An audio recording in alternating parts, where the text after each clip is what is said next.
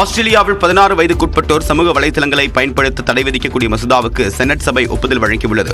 ஆஸ்திரேலியாவில் Facebook, X, Instagram, TikTok உள்ளிட்ட சமூக வலைதளங்களை 16 வயதுக்கு கீழே உள்ளோர் பயன்படுத்த தடை விதிக்க அந்நாட்டு அரசு முடிவு செய்தது. இந்நிலையில் அது தொடர்பான மசோதா ஆஸ்திரேலிய நாட்டின் பிரதிநிதிகள் சபையில் சில தினங்களுக்கு முன்பாக நிறைவேற்றப்பட்டது.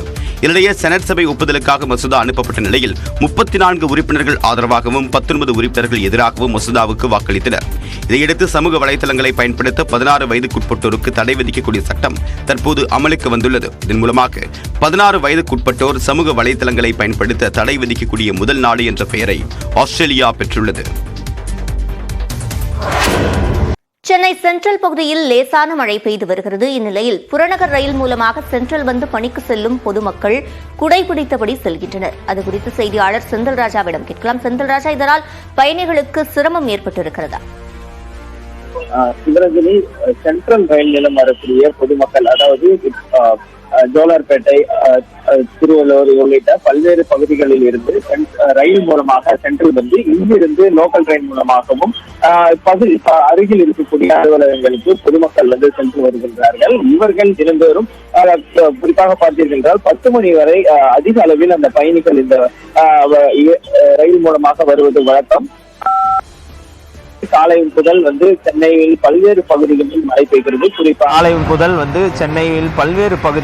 பெய்கிறது. குறிப்பாக சென்ட்ரல் ரயில் நிலையத்திலும் காலை 8 மணி முதல் லேசான மழை பெய்து வருகிறது. தொடர்ந்து அது மழை பெய்து வருவதன் காரணமாக சென்ட்ரல் ரயில் நிலையம் வந்து எக்மோர் லோக்கல் ட்ரெயின் செல்லக்கூடிய அந்த பொதுமக்கள் ஒரு சிரமத்தை சந்தித்திருக்கிறார்கள். அவர்கள் அனைவரும் இந்த ட்ரெயின் மூலமாக வரக்கூடிய அனைவர்களும் சென்ட்ரல் ரயில் நிலையத்திலிருந்து எக்மோர் ரயில் நிலையம் அந்த மாற்றுப்பாதை வழியாக செல்லும் போது இந்த குடைபிடித்து சென்று வருகிறார்கள்.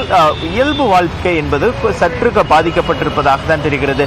குறிப்பாக பார்த்தீர்கள் என்றால் இந்த மழை பெய்து வருவதன் காரணமாக இவர்கள் குடைபிடித்து செல்கிறார்கள். சிவரஞ்சனி, நன்றி செந்தில்ராஜா. சென்னை சென்ட்ரல் பகுதியில் லேசான மழை பெய்து வருகிறது. இந்நிலையில் புறநகர் ரயில் மூலமாக சென்ட்ரல் வந்து பணிக்கு செல்லும் பொதுமக்கள் குடைபிடித்தபடி செல்கின்றனர். அது குறித்து செய்தியாளர் செந்தில்ராஜாவிடம் கேட்கலாம். செந்தில்ராஜா, இதனால் பயணிகளுக்கு சிரமம் ஏற்பட்டிருக்கிறதா?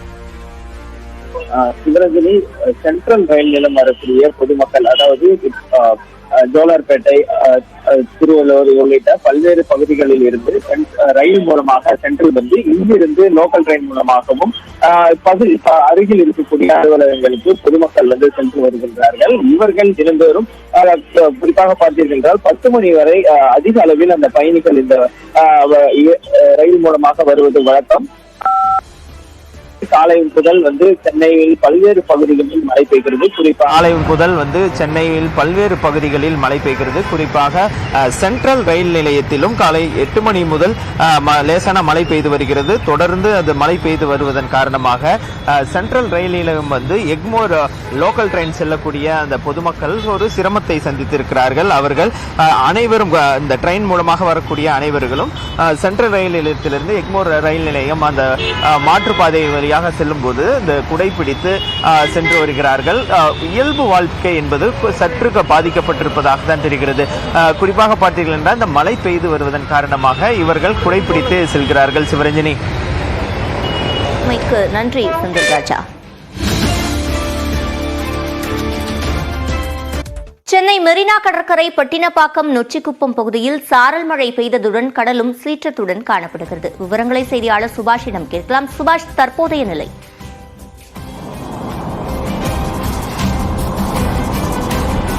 கடந்த இன்றோடு சேர்த்து 4 நாட்களாக மெரினா கடற்கரை கடல் சீற்றத்துடன் காணப்பட்டு வருகிறது. மழை வந்து நேற்று இரவு சென்னையில் அதிகமாக இருந்தது. தற்போது சாரல் மழையாக லேசான மழையாக தொடங்கி இருக்கிறது. கடற்கரை பகுதியை பொறுத்தவரை நகரின் ஒரு சில பகுதிகளிலும் அதே போல இருக்கு.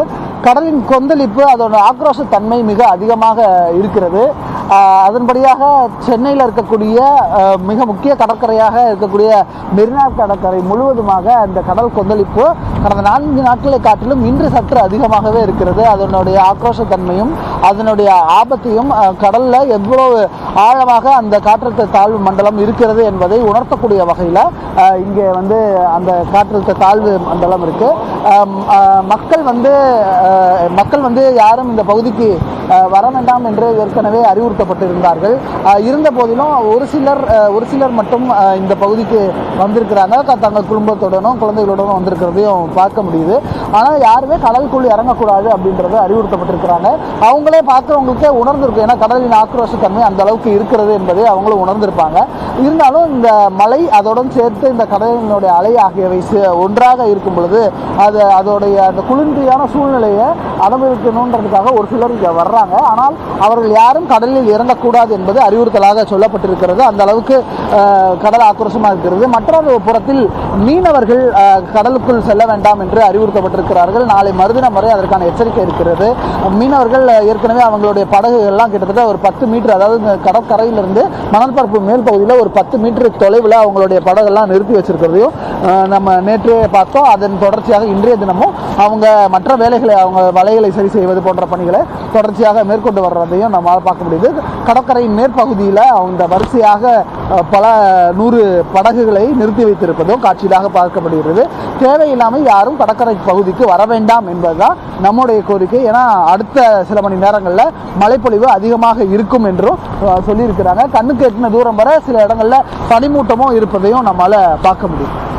நிலவரத்தை பதிவு செய்தமைக்கு நன்றி சுபாஷ்.